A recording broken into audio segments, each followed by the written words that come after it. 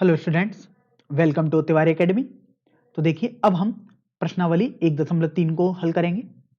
पहले स्थान में अर्थात पहले प्रश्न में बोला गया है रिक्त स्थानों में प्रतीक ये सबसेट या नॉट सबसेट को भरकर सही कथन आपको बनाना है।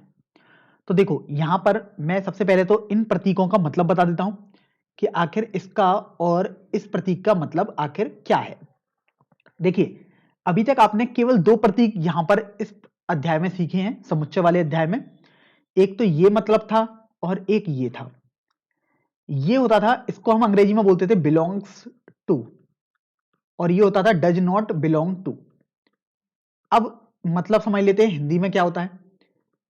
बिलोंग्स टू का मतलब होता था कि कोई अवयव किसी समुच्चय में यदि आ रहा होगा तो हम बिलोंग्स टू लगाएंगे, और कोई अवयव किसी समुच्चय में यदि नहीं आ रहा होगा तब हम लगाएंगे डज नॉट बिलोंग टू, अर्थात इसको क्रॉस कर देंगे। इसमें हमने आपको बताया था कि यहां पर बाएं तरफ आपके पास अवयव रहना चाहिए था, और जिधर मुंह खुला रहता था वहां पर आपके पास समुच्चय रहना चाहिए था। इसी तरीके से यहां पर भी अवयव रहेगा और यहां पर समुच्चय रहेगा। अब ये तो हमने देखिए समझ लिया था। अब बात आती है कि हमारे पास ये दो चिन्ह जो हैं, जो इस प्रश्न में हमें यूज करने हैं उनके लिए। अब ये जो चिन्ह होते हैं उनको समझते हैं। जैसे आपने गणित में ये सीखे होंगे, ये वाले जो चिन्ह होते हैं, बड़ा होना या छोटा होने, इसके चिन्ह होते हैं ना ये वाले। तो इसी तरीके से यहां पर होता है, बस यहां पर घुमावदार होता है। यहां पर हम नंबर्स के लिए यूज करते थे, लेकिन यहां पर ये वाले चिन्ह हम यूज करते हैं वो समुच्चय अर्थात सेट के लिए यूज करते हैं। अब यहां पर इधर जो होता है, इधर होता है बड़ा समुच्चय, क्योंकि देखो जिधर मुंह खुला होता था उधर बड़ा होना चाहिए था और इधर छोटा होना चाहिए था। तो इधर ध्यान रखें, हमेशा छोटा रहेगा और इधर बड़ा समुच्चय रहेगा। अब इनका मतलब समझ लेते हैं कि आखिर इनको पढ़ते कैसे हैं। तो ये इस तरीके से पढ़े जाएंगे। अगर आपके पास ये लिखा हुआ है ए बी और बीच में ये वाला चिन्ह है, तो इसका मतलब है ए बी का उपसमुच्चय है, मतलब बी समुच्चय बड़ा है और ए समुच्चय छोटा है। और ये भी ध्यान रखना है साथ के साथ कि ए का प्रत्येक अवयव बी में है, लेकिन जरूरी नहीं है बी का प्रत्येक अवयव ए में हो ही हो। तो इस तरीके से हम इनको पढ़ते हैं। अब मैं अगर इसको क्रॉस कर दूंगा तो मैं इसको पढ़ूंगा कि ए बी का उपसमुच्चय नहीं है। अब ये तो हमें समझ में आ गया कि पढ़ते कैसे हैं। अब मैं देखो आपको एक एक करके सभी भाग हल करके दिखाऊंगा, फिर आपको और अच्छे से समझ में आएगा। ध्यान रखना कि बस जब ये हम समुच्चय वाले चिन्ह लगाते हैं, उपसमुच्चय बोलते हैं इसे, तो जब ये चिन्ह लगाते हैं तो दोनों तरफ हमारे पास समुच्चय ही लिखे जाते हैं। बड़ा समुच्चय एक तरफ और छोटा समुच्चय एक तरफ। जबकि बिलोंग्स टू वाले में हम बाईं तरफ अवयव लिखते थे, दाईं तरफ समुच्चय लिखते थे। अब यहां पर आप देखो, पहले वाले भाग में आपको बोला गया है कि ये एक समुच्चय देखो 2 3 4 और दूसरा समुच्चय 1 2 3 4 5। तो सबसे पहले तो आप ये देखो कि मान लीजिएगा मैंने पहला समुच्चय लिखा 2 3 4 और दूसरा समुच्चय लिखा 1 2 3 4 5। अब आप देखो इनमें से बड़ा समुच्चय कौन सा है, बड़ा ये है। और देखो इस वाले समुच्चय का प्रत्येक अवयव इस वाले समुच्चय में आ रहा है, भले ही चाहे इसका आ रहा हो या नहीं आ रहा हो, लेकिन इस वाले समुच्चय का प्रत्येक अवयव इसमें आ रहा है। तो यहां पर मैं ये वाला चिन्ह लगा दूंगा, अर्थात ये वाला समुच्चय इस समुच्चय का, बड़े वाले समुच्चय का उपसमुच्चय हो गया है। तो इस तरीके से ये आपके पास चिन्ह आ जाएगा। अब मैं देखो दूसरा अगर आपको बताऊं, तो यहां पर आपको बोला गया है कि a b c, और ये बोला गया है b c d। अब मुझे देखना है कि क्या ये एक दूसरे के उपसमुच्चय है या नहीं। तो यहां पर देखो नहीं आएगा। क्यों नहीं आएगा, अब उसको समझ लेते हैं। देखो यहां BC है लेकिन A वाला अवयव इसमें नहीं है, इसलिए हमें यह समझ में आ गया कि यह समुच्चय इस वाले समुच्चय का उपसमुच्चय नहीं होगा। अब इसी तरीके से आगे बढ़ते हैं। तो देखो एक पहले और दूसरे मैंने यहां पर कथन आपको बता दिया अलग से। अब मैं इसी रिक्त स्थानों में आपके सामने भर देता हूं। तीसरे वाले कथन में आपको दिया गया है कि x एक समुच्चय है और x अवयव जो दिया हुआ है आपके विद्यालय की कक्षा 11 का विद्यार्थी है और आपके विद्यालय का एक विद्यार्थी है। स्वाभाविक सी बात है, अगर कक्षा 11 का विद्यार्थी है तो विद्यालय का तो एक विद्यार्थी हुआ ही। तो यहां पर ये उपसमुच्चय वाला चिन्ह आपके पास आ जाएगा। अब चौथे वाले भाग पर आएंगे। इसमें बोला गया चौथे वाले भाग में कि x जो है अवयव समुच्चय है, इसके अवयव हैं, और x किसी समतल में एक वृत्त है।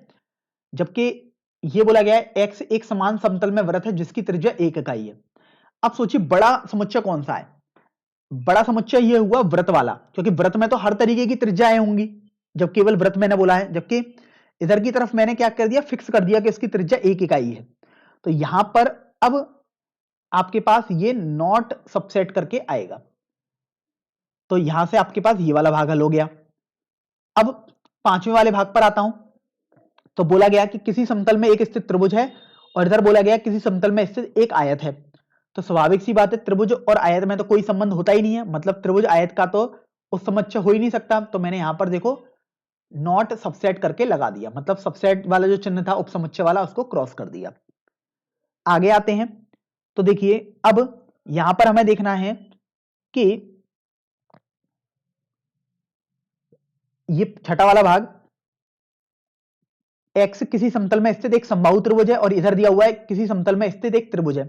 स्वाभाविक सी बात है, समबाहु त्रिभुज एक छोटा सा समुच्चय होगा, जबकि त्रिभुज में तो हर तरीके का त्रिभुज आएगा, तो समबाहु त्रिभुज भी आएगा। तो इस तरीके से ये आपके पास अब इस तरीके से उपसमुच्चय बन जाएगा। और सबसे अंतिम वाले भाग पर आते हैं।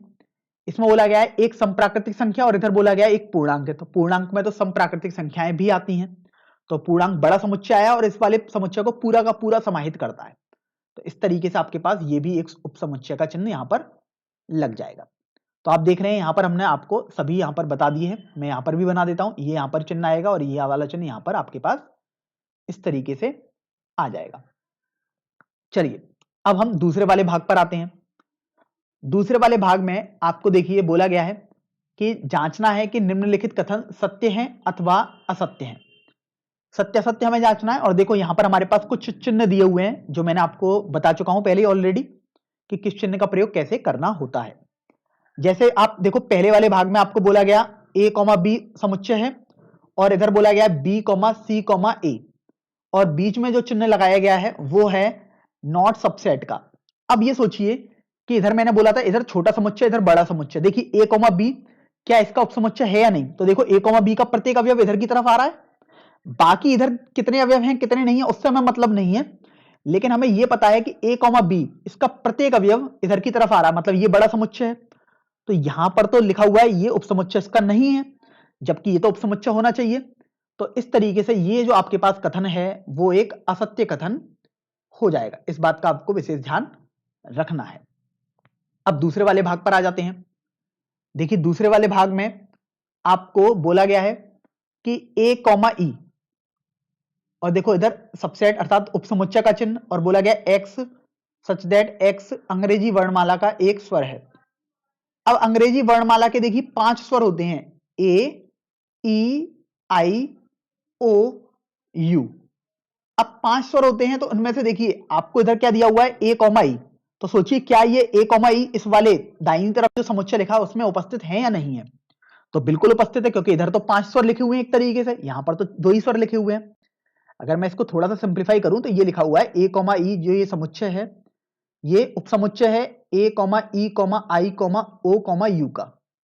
तो आप देखिए क्या ये इनमें से ये दोनों अवयव इधर वाले समुच्चय में आ रहे हैं, तो बिल्कुल आ रहे हैं।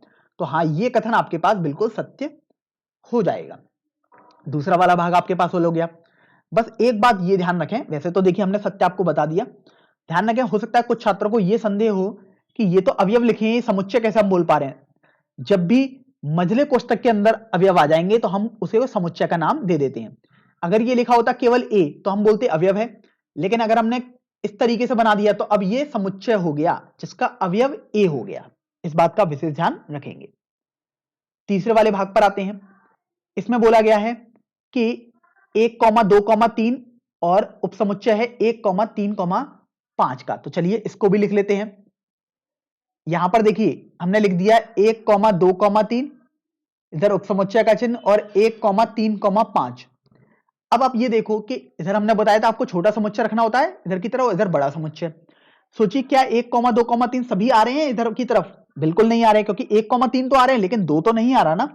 हमें तो 2 भी जरूर चाहिए ही चाहिए था, बाकी कुछ हो या नहीं हो लेकिन ये तीनों तो जरूर होने चाहिए थे, तभी हम बोल पाते सत्य होगा। लेकिन चूंकि 2 नहीं आ रहा है तो अब हम बोलेंगे कि ये कथन आपके पास एक असत्य कथन हो जाएगा। 3 भाग आपके पास हल हो गए। चौथे वाले भाग पर आ जाते हैं। चौथे वाले भाग में बोला गया है कि ए समुच्चय है और इधर समुच्चय लिखा हुआ है a, b, c।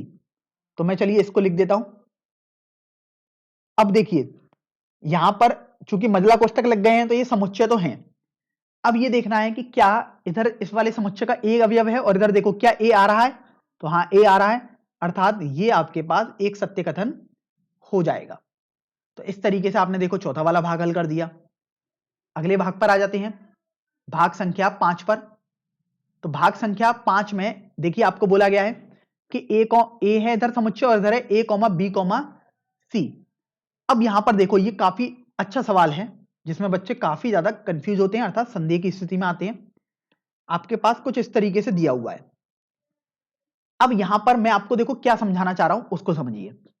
मैंने आपको स्टार्टिंग में ही बताया था जब भी ऐसे वाले चिन्ह होंगे तो इधर अवयव लिखा होना चाहिए था और इधर आपके पास समुच्चय लिखा होना चाहिए था, तभी आप लिख पाते। लेकिन देखो इधर तो ये मझले कोष्टक के अंदर है, तो अब ये आपके पास अवयव नहीं है, ये एक समुच्चय बन चुका है। तो समुच्चय में ये वाला चिन्ह तो कभी आना ही नहीं चाहिए था, अर्थात ये अब आपके पास एक असत्य कथन हो जाएगा। तो इस पर आप विशेष ध्यान रखें, इसमें बहुत ज्यादा कंफ्यूजन हमें होती है और बच्चे जनरली इसको गलत कर देते हैं।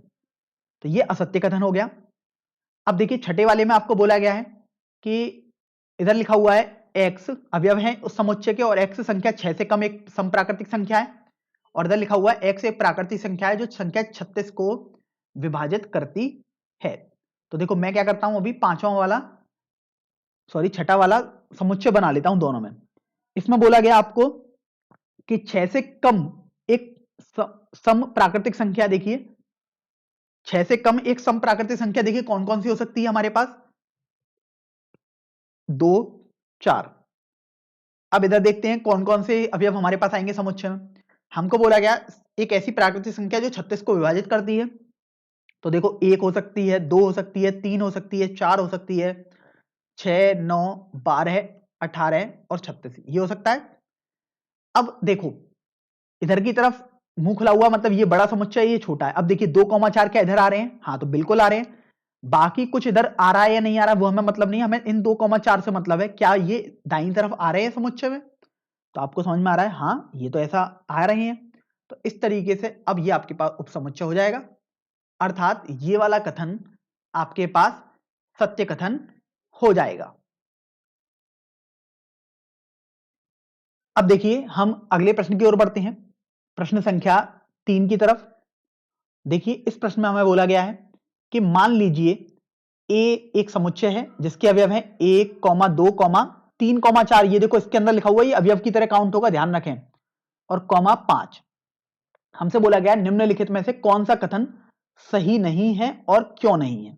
तो बेसिकली सही नहीं है पूछा गया है, या फिर हम एक तरीके से ऐसा भी कर सकते हैं, हम सभी के बारे में हम आपको बताएंगे कि कौन सही है और कौन गलत कथन है। तो सबसे पहले तो आप ये देखो आपके पास ये जो समुच्चय ए, ये मैं एक बार यहां पर लिख रहा हूं, इसके अवयव है 1, 2, देखो इस मझले कोष्टक के अंदर जो भी लिखा होगा वो अवयव की तरह काउंट होगा। तो देखो ये यहां पर एक अवयव है 3,4, इसको आप विशेष ध्यान रखें, इसमें बहुत कंफ्यूजन होता है। तो अभी 3,4 एक अवयव है, तो मैं यहां पर देखो अवयव आपको अलग अलग से करके दिखा भी देता हूं। अवयव क्या क्या आ गए, 1 आ गया, 2 आ गए, ये 3,4 एक अवयव की तरह काउंट हो रहा है, और 5 आ गए। तो 4 अवयव हैं, 1 2 और ये वाला एक अवयव और एक अवयव ये आपके पास आ गया। आपको ऐसे समझना होगा। अब यहां पर आते हैं कि पहले वाले भाग में बोला गया, पहले वाले भाग में देखिए बोला गया 3,4 और ये देखो इधर दिया हुआ है। हमने आपको बताया था कि जब भी ऐसा चिन्ह आएगा तो आपको देखना होगा दोनों तरफ समुच्चय है या नहीं। पहले तो हम वही देख लेते समुच्चय है या नहीं, फिर बाद में देखेंगे कि क्या वो सही उपसमुच्चय है या नहीं है। तो देखो 3,4, अब ये तो एक अवयव है, देखिए कैसे हम बता रहे हैं अवयव है, क्योंकि देखो ये अवयव की तरह काउंट हो रहा है। अगर सेट की तरह काउंट करते तो हमारे पास इस तरीके से वहां पर सेट आ जाता, लेकिन यहां पर अभी नहीं आ रहा है, तो इसलिए ये आपका कथन गलत कथन हो जाएगा। तो पहला वाला आपके पास हल हो गया। दूसरा वाले पर आते हैं, 3,4 बिलोंग्स टू ए, तो ये बिल्कुल सही कथन है, क्योंकि अब 3,4 तो देखो अवयव है ना, देखो ए में ये अवयव आ रहा है, तो इसलिए ये आपके पास सही कथन हो गया। तीसरे कथन पर हम आते हैं। तीसरे कथन में बोला गया है कि 3,4 और देखो इस तरीके से आ गया। अब ये आपके पास सेट ए बन गया। अब इधर देखो, अब ये सेट बन गया है, देखो ये बड़ा कोष्टक मझला कोष्टक इधर लगा दिया और इसके अवयव 3,4, तो एक ये सेट बन गया। और देखो अब ये समझ में आ रहा है कि हाँ ये इसका उपसमुच्चय है, तो ये वाला कथन अब आपके पास सही हो जाएगा। चलिए अब 3 आपके पास कथन हो गए, चौथे वाले कथन पर आते हैं। चौथे वाले कथन में लिखा हुआ है एक बिलोंग्स टू ए। तो सोचिए क्या एक ए में आ रहा है? तो हाँ बिल्कुल आ रहा है एक वाला अवयव। देखो ये बिलोंग्स टू का साइन है, मतलब ये अवयव होना चाहिए था, देखो अवयव ही है, तो ये कथन भी आपके पास बिल्कुल सही है। पांचवें कथन पर आते हैं, एक ए का उपसमुच्चय ये बोला गया है, तो देखो बिल्कुल गलत है, क्योंकि एक के अगर यहां पर हम क्या बनाते, मजला कोष्टक बना देते तब तो ये सही होता, लेकिन अभी ये गलत हो गया क्योंकि ये अभी तो अवयव लिखा हुआ है। जब ये वाला चिन्ह था तो हमने आपको बताया था दोनों तरफ समुच्चय लिखे होने चाहिए थे, तभी आप कंपेयर कर पाते, लेकिन ये तो स्टार्टिंग में ही गलत हो गया, ये तो अवयव लिखा हुआ है। छठे वाले भाग पर आते हैं। इसमें आपको बोला गया है कि आपके पास एक उपसमुच्चय है 1, 2, 5 और ये लिखा हुआ है उपसमुच्चय है ये ए का। तो अब देखिए 1, 2, 5 ये एक समुच्चय बना दिया और ए का उपसमुच्चय है, क्योंकि ये सभी अवयव ए में आ रहे हैं ये वाले, तो इस तरीके से ये आपका सही कथन हो जाएगा। अब सातवें वाले भाग पर आ जाते हैं। देखिए सातवें वाले भाग में आपको यहां पर दिया हुआ है कि 1, 2, 5 ये देखो आपने अवयव लिख दिया, उसके बाहर एक समुच्चय के लिए हमने मजला कोष्टक बना दिया, तो मतलब समुच्चय बन गया बाईं तरफ और ये ए लिखा है दाईं तरफ। लेकिन यहां पर देखो बिलोंग्स टू वाला चिन्ह आ गया। बिलोंग्स टू चिन्ह तभी लगता था जब बाईं तरफ अवयव लिखा हो, लेकिन ये अवयव तो है नहीं, ये तो आपके पास अब देखो ये समुच्चय बन चुका है, ये तो क्योंकि मजला कोष्टक लिखे हुए हैं, तो ये तो स्टार्टिंग से हमें पता लग गया गलत है, बाकी हमें चेक ही नहीं करना। आठवें वाले भाग पर आते हैं। आठवें वाले भाग में देखिए बोला गया है 1, 2, 3 और देखो आपको बोला गया है ये ए का उपसमुच्चय है, तो ये बिल्कुल गलत है, क्योंकि 1, 2 तक तो ठीक था, क्योंकि देखो 1, 2 आ रहे हैं, लेकिन 3, 4 एक अवयव था, 3 यहां पर दे दिया गया, 3 तो एक्चुअल में उसका कोई अवयव था ही नहीं, तो इसलिए ये आपके पास कथन गलत हो गया। यहां पर आते हैं नौवें वाले भाग में। इसमें बोला गया कि फाई बिलोंग्स टू ए। तो सोचिए क्या फाई ए का अवयव है? तो ऐसा गलत है, फाई ए का अवयव है ही नहीं। देखो ए में तो हमारे पास केवल यही अवयव है, एक ये अवयव, दूसरा ये तीसरा अवयव, इसको तरीके से लिखा हुआ, चौथा अवयव ये है, लेकिन बोला गया फाई ए का अवयव है, तो ये गलत हो गया आपके पास कथन। अब 10वें वाले भाग पर आएंगे। तो 10वें वाले भाग में आप देखिए आपको बोला गया फाई ए का उपसमुच्चय है। हाँ, तो अब ये आपके पास सही है। ध्यान रखें कोई भी रिक्त समुच्चय किसी उपसमुच्चय का किसी भी समुच्चय का उपसमुच्चय जरूर होता है, तो चाहे कुछ भी समुच्चय दिया हो जरूर ध्यान रखें फाई अर्थात रिक्त समुच्चय उसका उपसमुच्चय जरूर होगा। तो ये आपके पास एक सही कथन हो गया। और अंत में 11वें वाले भाग में देखिए फाई और ये ए का ये बना दिया आपने, अब ये गलत हो गया, क्योंकि देखो ये अब हमने समुच्चय बना दिया, इस समुच्चय का हमारे पास क्या हो गया, फाई एक अवयव हो गया, लेकिन ऐसा तो है ही नहीं, फाई तो ए में आ ही नहीं रहा है, तो इसलिए ये वाला कथन अब आपके पास गलत हो गया है। तो आपसे पूछा गया था देखो कि सही कथन कौन कौन से नहीं हैं, तो असत्य कथन में एक तरीके से यहां पर आपके सामने लिख देता हूं कि मैंने तो हर कथन के बारे में वैसे आपको बता दिया, लेकिन असत्य कथन ही हमें यदि लिखने थे तो उनके बारे में आपको बता देता हूं। देखो पहला कथन असत्य है आपके पास, फिर 5वां कथन असत्य है, फिर आपके पास 7वां कथन असत्य है, फिर 8वां कथन असत्य है, फिर आपके पास 9वां कथन असत्य है और फिर आपके पास 11वां कथन भी असत्य हो जाएगा। तो इस तरीके से आप देख रहे हैं कि यहां पर असत्य कथनों को हम ऐसे पहचानेंगे। चलिए अब हम चौथे वाले भाग पर आते हैं। चौथे वाले भाग में देखिए आपको बोला गया है कि निम्नलिखित समुच्चय के सभी उपसमुच्चय आपको लिखने हैं। अब देखो उपसमुच्चय आपको लिखने हैं, तो यहां पर सबसे पहला वाला भाग है ए, तो देखो सबसे पहले हम इस वाले उपसमुच्चय के उपसमुच्चय लिखूंगा, तो ध्यान रखें कैसे हम लिखेंगे उसको समझ लेते हैं। पहले तो उपसमुच्चय, सबसे पहले तो उपसमुच्चयों की संख्या निकालना सीख लें, क्योंकि वो थोड़ा आपको काम में इसलिए यूजफुल रहेगी क्योंकि आप उससे गिनती कर सकते हैं। किसी भी उपसमुच्चय के किसी भी समुच्चय के उपसमुच्चयों की संख्या 2 की घात n होती है, जहां n उसके अवयव होते हैं। तो यहां पर देखो इसके उपसमुच्चयों की संख्या कितनी होगी, मैं यहां पर मान लीजिएगा संख्या ही लिखूं तो वो कितनी आएगी 2 की घात 1, क्योंकि एक अवयव है इसमें देखिए, तो 2 उपसमुच्चय आने चाहिए। अब देखिए 2 उपसमुच्चय कैसे कैसे आएंगे, ध्यान रखें मैंने आपको पहले ही बताया था कि उपसमुच्चय अगर लिखना हो तो रिक्त समुच्चय तो हमेशा एक उपसमुच्चय होता ही होता है। तो कौन कौन से उपसमुच्चय आ गए देखिए, हम एक तो ऐसे करके लिख सकते हैं, देखो खाली है मतलब रिक्त समुच्चय है, और एक कौन सा आ जाएगा ये ए, तो ये 2 उपसमुच्चय आपके पास आ गए हैं। अब यहां पर देखो दूसरे वाले भाग पर आते हैं। इसमें आपको बोला गया है कि a कॉमा बी एक समुच्चय है जिसके अवयव ये हैं कि उपसमुच्चय आपको लिखने हैं। तो सबसे पहले तो मैं आपको क्या कर रहा हूं कि उपसमुच्चय की संख्या बता देता हूं ताकि आप थोड़ा काउंट कर लें, कहीं गलती हो रही है तो आप पहचान लें। तो देखो उपसमुच्चय की संख्या कितनी होगी, 2 की घात 2। 2 की घात n होती है, n मतलब अवयवों की संख्या। देखो 2 अवयव हैं तो 4 उपसमुच्चय आएंगे आपके पास। अब देखना 4 उपसमुच्चय कैसे कैसे मैं यहां पर इनको लिखूंगा। तो देखिए सबसे पहले क्या लिखेंगे, हमें पता है कि फाई तो होगा ही होगा, फाई मतलब रिक्त समुच्चय। तो आपके ऊपर निर्भर करता है, या तो आप इस तरीके से लिखो या केवल फाई लिख दो, कोई एक लिखना होता है, दोनों एक ही काम के लिए होते हैं। तो मान लीजिएगा मैंने फाई लिख दिया। अब मैं एक एक अवयव वाले लिखूंगा। तो देखो एक एक अवयव वाले क्या क्या आ गए, ए, फिर आ गया बी। जब एक एक अवयव वाले लिख लिए फिर आप दो दो अवयवों वाले लिखो, मतलब ए कॉमा बी आ गया। तो देखा आपने 4 उपसमुच्चय आपने पता किए थे, यहां से देखो 4 आ रहे हैं गिनती में, 1 2 3 तथा 4। अब तीसरे वाले भाग पर आते हैं। तीसरे वाले भाग में देखिए हमें बोला गया 1 कॉमा 2 कॉमा 3 से बना एक हमारे पास एक समुच्चय है। तो हम इसके उपसमुच्चय लिखने चाहते हैं। तो सबसे पहले तो मैं आपको बता रहा हूं कि इनके उपसमुच्चयों की संख्या ज्ञात कर लो। भले ही हमसे समुच्चयों की संख्या नहीं पूछी गई है, लेकिन मैं आपको इसलिए बता रहा हूं ताकि आप एक बार गिनती में एक बार देख लें कि हाँ आपके सही आए हैं या नहीं आए हैं। तो ये आ जाएंगे 2 की घात 3, क्योंकि 3 अवयव थे तो ये 8 उपसमुच्चय आने चाहिए, ध्यान रखें गिनकर। अब मैं उपसमुच्चय लिख रहा हूं यहां पर। देखिए उपसमुच्चय कैसे लिखते हैं, सबसे पहले तो आप लिख दो फाई, मतलब एक भी अवयव नहीं। अब एक एक अवयव वाले लिखो।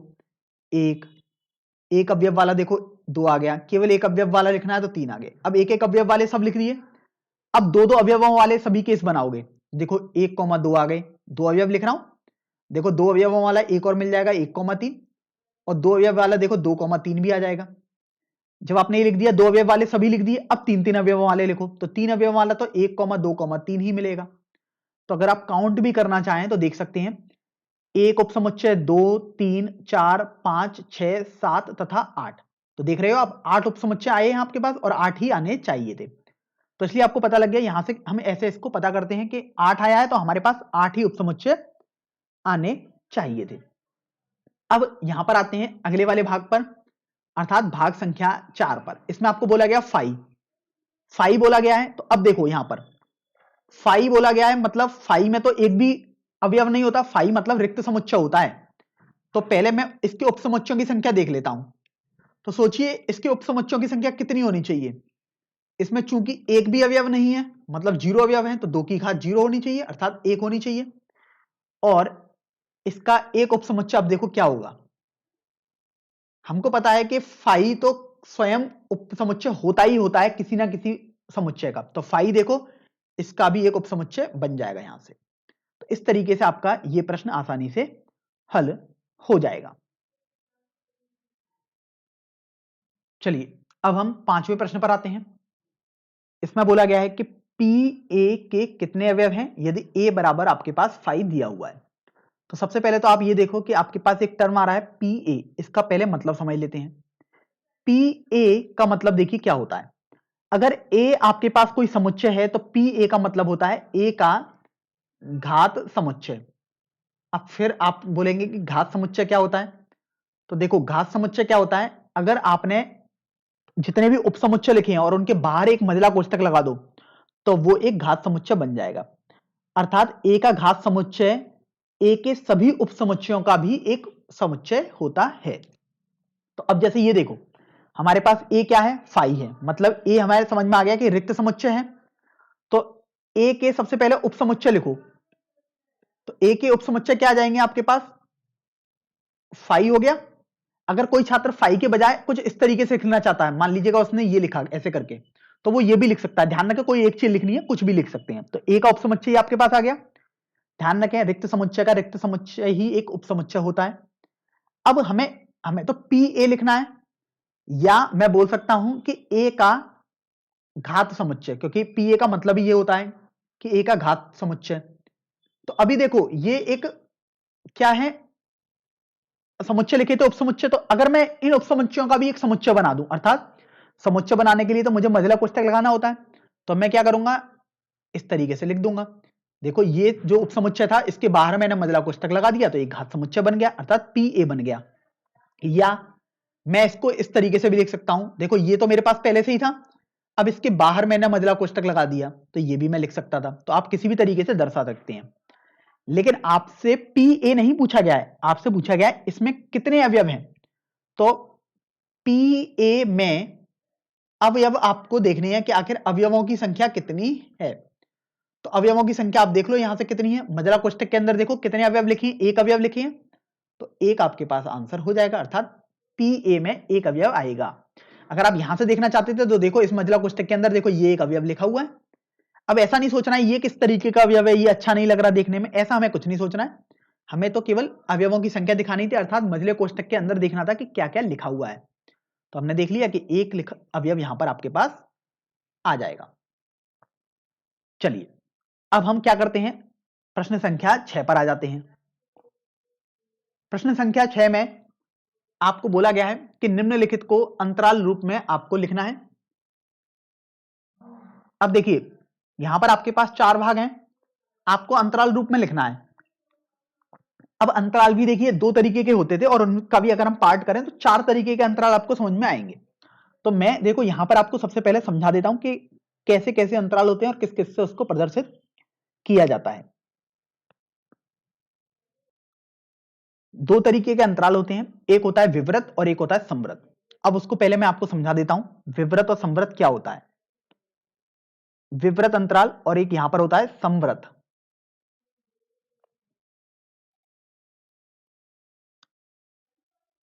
अब यहां पर आप देखो कि अगर पहले मैं आपको देखो ध्यान रखें समझा रहा हूं, अभी प्रश्न पर हम नहीं आए हैं। अगर आपके पास कहीं भी कुछ इस तरीके से दिया हो कि x 5 से छोटा, मान लीजिएगा 5 ना देने के बजाय मैं मान लीजिएगा यहां पर कुछ वैसे नंबर देता हूं, जैसे मान लीजिएगा मैंने यहां b दे दिया और यहां a दे दिया। तो ध्यान रखो यहां पर मैंने क्या किया कि कहीं भी बराबर का चिन्ह नहीं लगाया, मतलब x हमेशा a से b के बीच में है, अर्थात a के बराबर कभी नहीं है ना ही b के बराबर है। तो ऐसे अंतराल को हम संवृत अंतराल बोलते हैं। तो मैं इसको देखिए क्या लिख सकता हूं कि x belongs to a comma b, अर्थात मैं यहां पर छोटा कोष्टक लगाता हूं तो मुझे ध्यान रखना है वो आपके पास संवृत अंतराल बन जाएगा। इसी तरीके से अगर आप देखो विवृत अंतराल के बारे में, तो अगर मैं बोलूं यहां पर a x और ये b, मतलब a से b के बीच में x जहां पर a और b के बराबर भी है, तो मैं वहां बोलूंगा x belongs to a comma b, और देखो मैं यहां पर उस तरीके के कोष्टक लगाता हूं, अर्थात बड़े वाले कोष्टक से आप समझ सकते हैं। तो ध्यान रखें जब भी बड़े कोष्टक होते हैं अर्थात संवृत अंतराल है, और जब भी छोटे कोष्टक लिखे होते हैं अर्थात विवृत अंतराल आपके पास है। अब ये तो हमें समझ में आ गया। अब मतलब से भी अगर हमें समझना हो कि आखिर इनका यूज क्या है, तो देखो यहां पर आपको जैसे पता लग रहा है कि x a से बड़ा है और b से छोटा है, b पर चूंकि बड़ा कोष्टक नहीं है छोटा कोष्टक है, अर्थात b के बराबर नहीं है ना ही a के बराबर है। लेकिन अगर मैं यहां पर देखूं x a के बराबर है, क्योंकि देखो a पर देखो कैसा कोष्टक है, बड़ा कोष्टक, x b के बराबर भी है क्योंकि b पर भी बड़ा कोष्टक है और इनके बीच में भी है। तो इस तरीके से आपको देखना है। अगर मैं इसी तरीके से अगर आपसे पूछूं कि अगर आपके पास कहीं पर यह लिखा हुआ है x b से छोटा लेकिन बराबर है और a से बड़ा है, तो आप देखोगे यहां पर क्या लिखोगे, आपको समझ में आया x a से बड़ा है और b से छोटा है लेकिन b के बराबर भी है, तो x belongs to a comma b, तो हमें समझ में आ गया तुरंत। लेकिन चूंकि a से बड़ा है a के बराबर नहीं है, तो a पर तो छोटा कोष्टक आ जाएगा और b के बराबर हो सकता है, अर्थात b पर हम बड़ा कोष्टक लगा देंगे। इसी तरीके से अगर मैं आपसे बोलूं कि आपके पास कुछ इस तरीके से हो कि x a से बड़ा हो लेकिन a के बराबर भी है लेकिन b से छोटा है, तो आप क्या करेंगे, a के बराबर भी था इसलिए a पर आपने बड़ा कोष्टक लगा दिया, चूंकि b के बराबर नहीं है तो b पर आपने देखो छोटा कोष्टक लगा दिया। तो इस तरीके से संवृत और विवृत अंतराल आपके पास लिखे जाते हैं। अब ये मैंने आपको देखो समझा दिया। अब हम एक एक करके सभी भागों पर आते हैं। पहले वाले भाग में बोला गया है कि x such that x belongs to r -4 x 6। अब देखो मैं पहले वाले भाग को यदि देखूं तो बोला गया x बिलोंग्स टू, ध्यान रखें x बिलोंग्स टू r है, मतलब x बिलोंग्स टू r मतलब रियल नंबर, मतलब वास्तविक संख्या है। तो x एक वास्तविक संख्या और ध्यान रखना है वो -4 से 6 के बीच में है, जहां पर 6 पर बराबर हो सकता है वो। तो आप इसको क्या लिखेंगे, x बिलोंग्स टू -4 से 6, और 6 पर देखो आपने बड़ा कोष्टक लगा दिया क्योंकि 6 पर वो बराबर हो सकता था। पहला वाला भाग हो गया। दूसरे वाले भाग पर आते हैं। देखिए दूसरे वाले भाग में भी बोला गया कि x बिलोंग्स टू r है और x -12 से -10 के बीच में है। तो आप सबसे पहले तो लिख दो x बिलोंग्स टू -12 -10। मतलब क्या करते हैं हम, इधर सबसे छोटी वैल्यू लिख देते हैं बाईं तरफ, इधर बड़ी वैल्यू लिख देते हैं। अब मुझे कोष्टक देखने हैं, तो देखो कहीं भी बराबर का चिन्ह तो है ही नहीं, मतलब मैं यहां पर दोनों जगह छोटे कोष्टक लगा दूंगा, अर्थात विवृत अंतराल आपके पास आ जाएगा। तीसरे वाले भाग पर आ जाइए। अब तीसरे वाले भाग में बोला गया है कि x बिलोंग्स टू r है, मतलब x एक वास्तविक संख्या है और x 0 से 7 के बीच में है, जहां पर 0 के बराबर भी है, देख सकते हैं आप। तो यहां पर सबसे पहले तो क्या करो, 0 से 7 लिख दो, सबसे छोटा इधर सबसे बड़ा इधर बाईं तरफ, सॉरी दाईं तरफ। 7 के बराबर नहीं था तो हमने यहां छोटा कोष्टक, 0 के बराबर हो सकता था इसलिए हमने यहां पर बड़ा कोष्टक लगा दिया। तो इस तरीके से आपका ये लिख गया। अब अंतिम वाले भाग पर आ जाते हैं, चौथे वाले भाग पर। देखिए इसमें बोला गया है कि x ऐसा है कि x बिलोंग्स टू r, अर्थात x वास्तविक संख्या है और ध्यान रखना है x 3 से 4 के बीच में भी है तथा 3 पर भी हो सकता है बराबर और 4 भी हो सकता है x का मान। तो आपको तुरंत समझ में आएगा, आप लिखोगे x बिलोंग्स टू 3,4, क्योंकि 4 भी हो सकता है इसलिए 4 पर बड़ा कोष्टक लगा दिया और 3 भी हो सकता है 3 पर भी बड़ा कोष्टक लगा दिया। अब ये मैं आपको कहने के लिए बड़ा कोष्टक समझा रहा हूं, यहां पर बंद अंतराल बोलेंगे। बंद अंतराल मतलब 3 भी हो सकता है और 4 भी हो सकता है, और छोटे कोष्टक को छोटा अंतराल या खुला अंतराल बोलते हैं।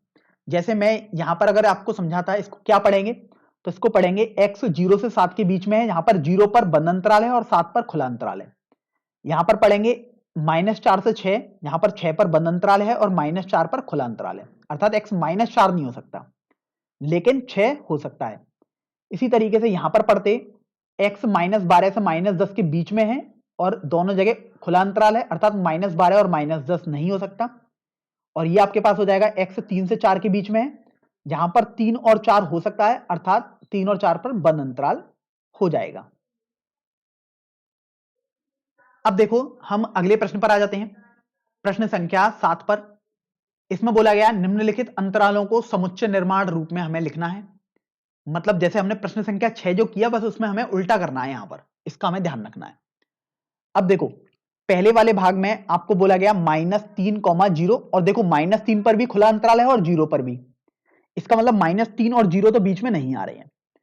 अब अगर मैं आपसे पूछूं कि -3 से 0 के बीच में क्या क्या संख्याएं आएंगी, तो ध्यान रखें क्या क्या संख्याएं आएंगी, सभी वास्तविक संख्याएं आएंगी, क्योंकि -3 से 0 के बीच में बहुत सारी वास्तविक संख्याएं आ सकती हैं। अगर कोई छात्र बोलता है कि -2 -1 यही आएंगी तो वो गलत है, इसके अलावा भी बहुत सारी आएंगी। देखिए -2.4 भी आएगी, -1.538, कुछ इस तरीके से आपके पास ऐसे चल रही होंगी। ये तो मैंने कुछ उदाहरण लिखे हैं, ऐसे तो अनंत संख्या हो सकती हैं, क्योंकि आपको यहां तो बोला नहीं गया है कि आपको पूर्णांक ही लिखने हैं, आपको तो -3 से 0 के बीच की सब कुछ लिख देना है, जो जो आएगा, मतलब सभी वास्तविक संख्या आप यहां पर लिख देंगे। तो अब मेरे को इसको समुच्चय निर्माण रूप में लिखना है, तो देखिए कैसे लिखेंगे। x सच दैट, हमें पता लग गया कि x हमारा वास्तविक होगा, तो x बिलोंग्स टू r।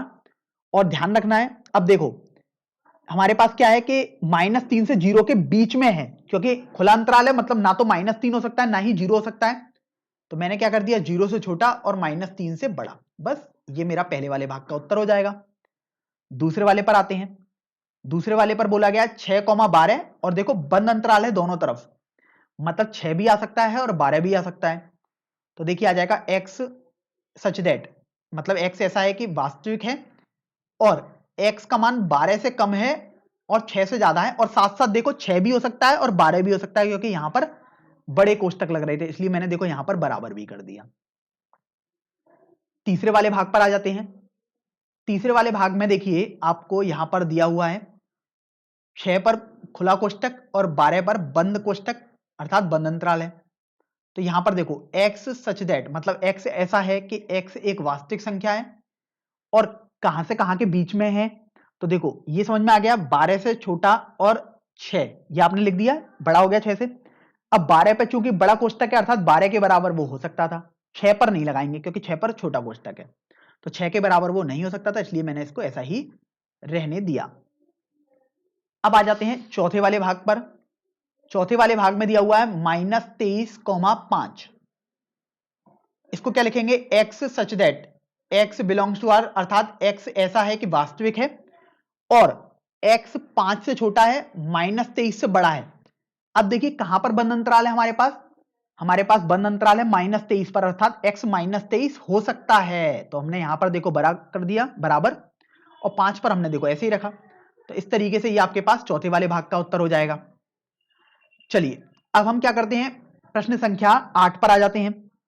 देखिए प्रश्न संख्या 8 में हमें बोला गया है कि निम्नलिखित में से प्रत्येक के लिए आप कौन सा सार्वत्रिक समुच्चय प्रस्तावित करेंगे। तो देखो हमें क्या बोलना है कि सार्वत्रिक समुच्चय हमें बताना है हर किसी के लिए। अब सार्वत्रिक समुच्चय हो सकता है आप कुछ अलग डिफाइन करें, कोई कुछ और अलग डिफाइन करे। मतलब समझ लेते हैं आखिर सार्वत्रिक समुच्चय का मतलब क्या होता है। सार्वत्रिक समुच्चय वे समुच्चय होते हैं जो सबसे बड़े समुच्चय होते हैं, जो सबसे बड़ा समुच्चय जो होता है। जैसे पहले वाले भाग में आपको बोला गया है समकोण त्रिभुजों का समुच्चय। सार्वत्रिक समुच्चयों को हम U से प्रदर्शित कर सकते हैं, क्योंकि U का मतलब अंग्रेजी में यूनिवर्सल सेट हम निकाल सकते हैं। तो यूनिवर्सल सेट अर्थात सार्वत्रिक समुच्चय। पहले वाले भाग का देखो सार्वत्रिक समुच्चय क्या हो सकता है। आपको पहले वाले भाग में बोला गया समकोण त्रिभुजों का समुच्चय। अब समकोण त्रिभुजों से भी बड़ा क्या हो सकता है सोचिए। अगर मैं यहां पर आपको बोल दूं त्रिभुजों का समुच्चय, तो देखो वो तो उससे बड़ा हो गया। तो आप देखो त्रिभुजों के समुच्चय में समकोण त्रिभुज सब आ रहे होंगे। तो मैंने क्या बोल दिया, पहले वाले भाग का सार्वत्रिक समुच्चय त्रिभुजों का समुच्चय हो गया। दूसरा वाला करता हूं, तो दूसरे वाले का यूनिवर्सल सेट अर्थात सार्वत्रिक समुच्चय में लिखना है। इसमें बोला गया समद्विबाहु त्रिभुजों का समुच्चय। तो देखो मैं क्या लिख सकता हूं, समद्विबाहु त्रिभुज भी तो एक त्रिभुज ही है, मतलब मैं यहां पर भी लिख सकता हूं त्रिभुजों का समुच्चय। तो ऐसा ना सोचें कि दोनों में क्या एक ही उत्तर हो सकता है। हाँ बिल्कुल हो सकता है। ध्यान रखें ये आपके सोचने के ऊपर निर्भर करता है कि आप क्या आंसर लिख रहे हैं। तो हो सकता है आपका आंसर कभी कभार मैच ना करे, तो इसमें संदेह नहीं करना है, आपको अपनी तरफ से बस सही रखना है। निसंदेह होकर आप कर सकते हैं इसको, और आपका उत्तर सही ही माना जाएगा। जैसे अगर कोई छात्र और सोचता तो वो देखो ये भी सोच सकता है यूनिवर्सल सेट अर्थात सार्वत्रिक समुच्चय क्या हो जाएगा, सभी 2D ज्यामितियों का समुच्चय। अब देखिए मैं क्यों इसको लिख रहा हूं, क्योंकि 2D ज्यामितियों का समुच्चय लिखना अर्थात द्विविमीय ज्यामिति लिखनी है। द्विविमीय ज्यामिति में सब कुछ आएगा, रेखा भी आएगी, वृत्त भी आएगा, आपके पास त्रिभुज भी आएगा, आयत भी आएगा, सब कुछ आएगा। तो उसमें समद्विबाहु त्रिभुज भी आएगा, तो ये भी हम लिख सकते थे। इसी तरीके से यहां पर भी हो सकता है कोई छात्र ये लिख दे U क्या है, सभी 2D ज्यामितियों का समुच्चय। तो इसमें भी आपको निसंदेह रहना है कि आप भले ही चाहे कुछ लिख रहे हैं तो जरूरी नहीं है वो गलत सही हो या गलत हो। आपको इससे निर्भर रहना है, बस आपका सही होना चाहिए, आपकी थिंकिंग सही बिल्कुल होनी चाहिए। अब देखिए हम प्रश्नावली 1.3 के सबसे अंतिम प्रश्न संख्या 9 को हल करेंगे। इसमें देखिए हमें बोला गया है कि समुच्चय A बराबर दिया हुआ है 1,3,5 से बना समुच्चय, B समुच्चय दिया हुआ है 2,4,6 इन अवयवों से बना समुच्चय, और समुच्चय C दिया हुआ है मध्यलक कोष्ठक के अंदर 0,2,4,6,8 प्रदत्त हैं, मतलब ये हमें बताए गए हैं। आगे बोला गया कि इन तीनों समुच्चय A, B और C के लिए निम्नलिखित में से कौन सा या कौन से सार्वत्रिक समुच्चय लिए जा सकते हैं। अब देखो हमारे पास ये बताना है कि इन तीनों समुच्चयों के लिए हम कौन कौन से सार्वत्रिक समुच्चय नीचे से ले सकते हैं। जैसे अगर आप देखो पहले वाले भाग को, तो पहले वाले भाग में हमें क्या दिया हुआ है 0 1 2 3 4 5 6। तो अब मुझे ये सोचना है कि 0 1 2 3 4 5 6 किस किस का सार्वत्रिक समुच्चय हो सकता है। तो अब देखो हमारे पास मैं मान लीजिएगा यहां पर मैंने लिख दिया 0, 1, 2, 3, 4, 5, 6। अब मुझे ये देखना है किसका सार्वत्रिक समुच्चय ये हो सकता है। तो अब देखो कि ध्यान रखना है सार्वत्रिक समुच्चय ए बी सी तीनों के लिए देखना है, मतलब तीनों का सार्वत्रिक समुच्चय होना चाहिए, मतलब तीनों से बड़ा होना चाहिए, मतलब वो तीनों समुच्चय तो इसमें आ ही रहे हों। अब जैसे आप गौर करो तो हमें क्या पता लग रहा है कि अगर सार्वत्रिक समुच्चय ये होना चाहिए, इसका मतलब ए बी तथा सी तीनों इसके उपसमुच्चय जरूर होने ही चाहिए। चलिए चेक करते हैं। देखिए अगर मान लीजिएगा ए, क्या मान लीजिएगा अगर मैंने इसे यू बोला, मुझे पता नहीं अभी सार्वत्रिक समुच्चय है या नहीं, लेकिन मैंने अभी इसे मान लीजिएगा बोला यू, तो सोचिए क्या ए यू का उपसमुच्चय है। तो हाँ बिल्कुल है, क्योंकि 1 3 5 इसमें आ रहे हैं, तो चलिए ये तो ठीक है। बी देखिए बी में 2 4 6 आ रहे हैं, देखिए 2 4 6 भी इसमें आ रहे हैं, बिल्कुल ठीक है, बी भी यू का उपसमुच्चय हो गया। सी पर देखते हैं, सी पर अगर मैं देखूंगा तो सी इसका उपसमुच्चय नहीं है। क्यों नहीं है उसको समझ लेते हैं। क्योंकि सी में देखो 0 2 4 6 8 आ रहे हैं, इसमें 0 2 4 तो आ रहे हैं, 6 भी आ रहा है, लेकिन 8 नहीं आ रहा, तो सी तो समुच्चय नहीं हुआ। लेकिन हमें तो पता है अगर सार्वत्रिक समुच्चय है मतलब उसमें तो सब कुछ होना चाहिए था, ए भी होना चाहिए था, बी भी होना चाहिए था तथा सी भी होना चाहिए था। तो इस तरीके से आपको समझ में आ गया कि पहला वाला भाग जो लिखा हुआ है, अर्थात ये जो उपसमुच्चय है 0 1 2 3 4 5 6, वो किसी का भी उपसमुच्चय या सार्वत्रिक समुच्चय नहीं हो सकता है। तो मैंने यहां लिख दिया सार्वत्रिक समुच्चय नहीं लिया जा सकता या नहीं हो सकता। ध्यान रखें मेरे को तीनों के बारे में सोचना है, ए बी तथा सी तीनों के बारे में एक साथ। दूसरे वाले भाग पर आते हैं। दूसरे में बोला गया फाई। तो अब देखो फाई, फाई ध्यान रखें अपने आप में ही एक समुच्चय है, रिक्त समुच्चय बोलते हैं जिसे। तो देखो अगर मान लो मैं फाई को ऐसे बोल लूं यू, रिक्त समुच्चय।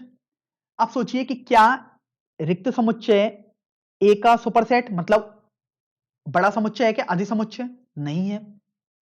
ना ही बी का बी उपसमुच्चय आ रहा है फाई का, ना ही सी उपसमुच्चय आ रहा है फाई का। इसलिए आप बोल सकते हैं कि फाई भी एक सार्वत्रिक समुच्चय नहीं लिया जा सकता। अब इसके बाद तीसरे वाले भाग पर आते हैं। देखिए तीसरे वाले भाग में आपको बोला गया है कि 0 1 2 3 4 5 6 7 8 9 10। तो अब यहां पर आप देखो, मान लीजिएगा मैं इसको यू बोल देता हूं, 0 1 2 3 4 5 6 7 8 9 10। अब देखो क्या ए यू का उपसमुच्चय यहां पर है? तो बिल्कुल है, क्योंकि 1 3 5 है ए में। देखो 1 3 5 इसमें भी आ रहा है, तो ये तो हमें समझ में आ गया कि ए यू का उपसमुच्चय हो गया।